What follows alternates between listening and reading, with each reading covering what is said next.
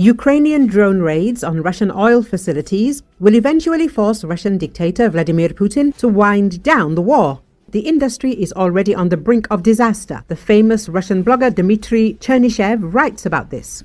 A major fire at the newest Lukoil oil refinery in Kostovo. In January alone, Ust-Luga, Engels 3 times, Rostov, the Novorossiysk port, a chemical plant in Kazan, an oil storage facility in Saratov twice, oil refineries in Voronezh, Tula, Kaluga, a gunpowder plant in Tambov, an aircraft plant in Kazan, and a military electronics plant in Smolensk burned under attacks by Ukrainian drones, or, if we believe Russian propaganda, their debris. What's wrong with the economists who say that Russia has a ton of oil, and if Nazi Germany could produce gasoline under Allied strategic bombing, then Putin's Russia certainly can? Firstly, there is a lack of understanding of the importance of continuity of the entire technological cycle of fuel production. It cannot be stopped anywhere. It is like a conveyor. Oil must flow continuously. And then a drone flies in and a fire starts at the oil refinery, and all production stops. In the same way, after one serious accident, the entire city can be stuck in traffic jams. It is unclear where to get new distillation columns for oil refining. Russia is under sanctions and does not produce such equipment itself. China is being closely watched. Where to put the incoming oil? Pour it into storage facilities, but they quickly overflow, and tomorrow a drone will fly into them too. Store oil in tanks at a railway station. Your tanks will run out, and the railways will stop. Stop pumping oil through pipelines. Stop pumping oil with rigs altogether. You can't even imagine how much it costs, what a reservoir pressure maintenance system is, and what processes begin in the pipes if oil is not pumped through them. I will add that it will not always be possible to resume production later. Secondly, it is unclear where to get people. Many workers were tempted by the frontline payments and went to war. Then they need to be paid a death penalty or spend their entire lives treating them. Serious specialists do not want to risk their lives under drone attacks and quit. And what to do with people during the downtime of the refinery? Fire them? Pay them a salary?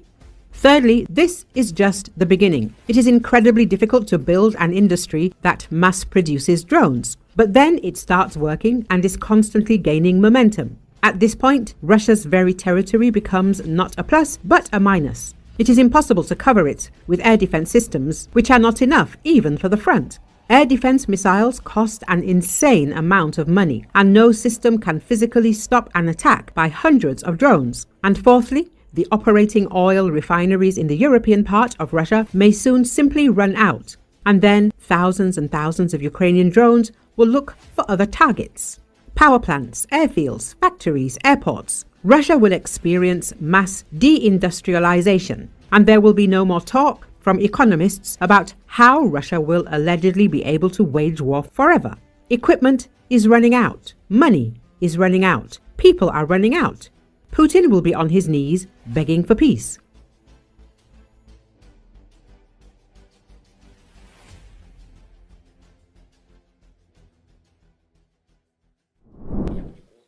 Ukrainian President Volodymyr Zelensky said Saturday that a French proposal to put European forces in Ukraine to act as a deterrent against Russian forces is taking shape.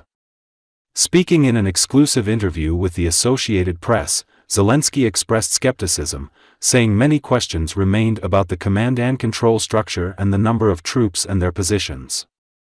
The issue was raised by French President Emmanuel Macron and with Trump, he said.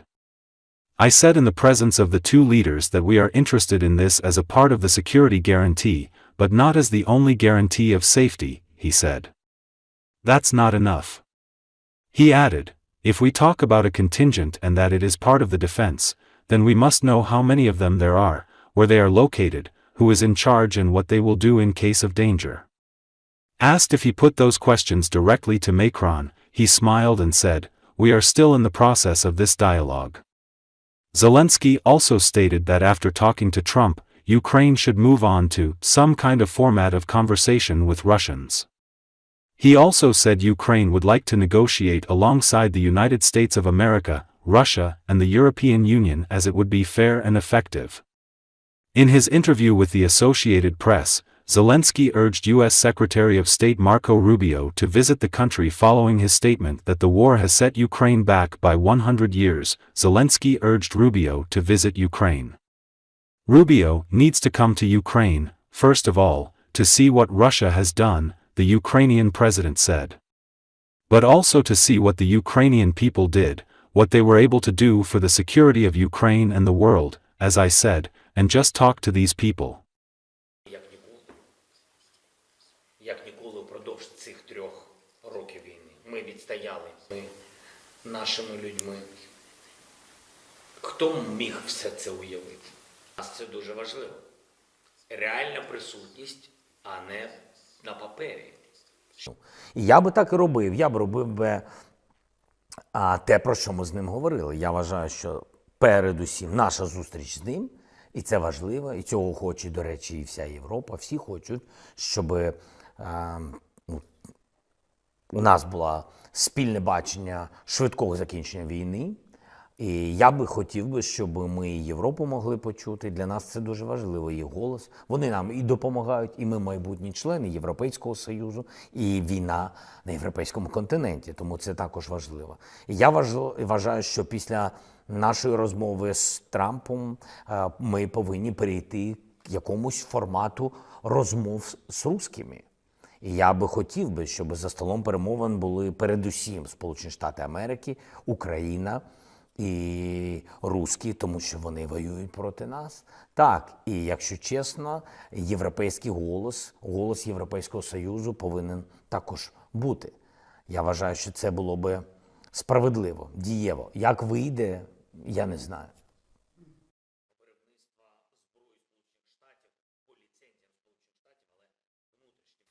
Тобто цього не вистачить, м'яко кажучи, не вистачить, у разі повернення агресії. Двосторонніми контрактами, підписаними нами про гарантії.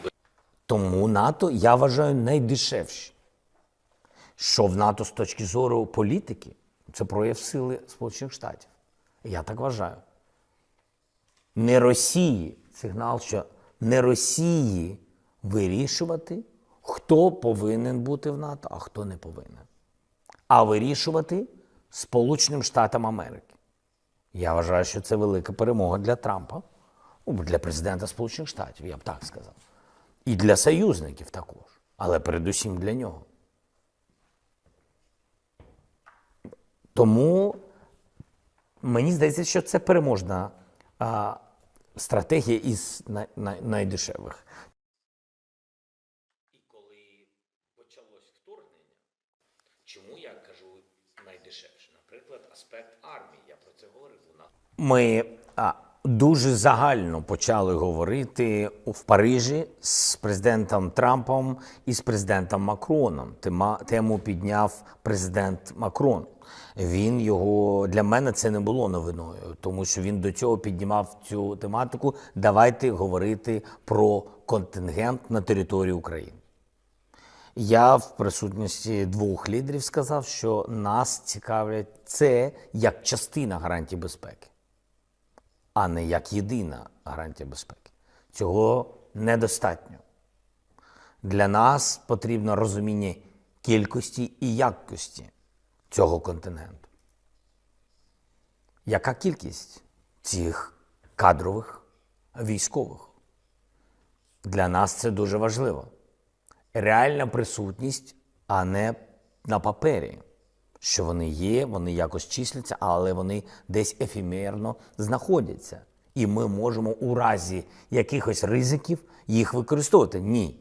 Якщо ми говоримо про контингент і що це частина захисту, то ми повинні знати, скільки їх, де знаходяться, хто головний і що вони будуть робити у разі небезпеки.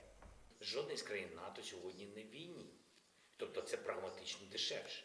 Далі боєздатність цього першого пакету північних корейців, я їх не можу. Передусім, Марко Рубіо, я би хотів, щоб він приїхав в Україну. Да, йому, мені здається, дуже потрібно подивитись, що наробила Росія. Тому що він там робив заяви, що війна відкинула Україну на 100 років назад.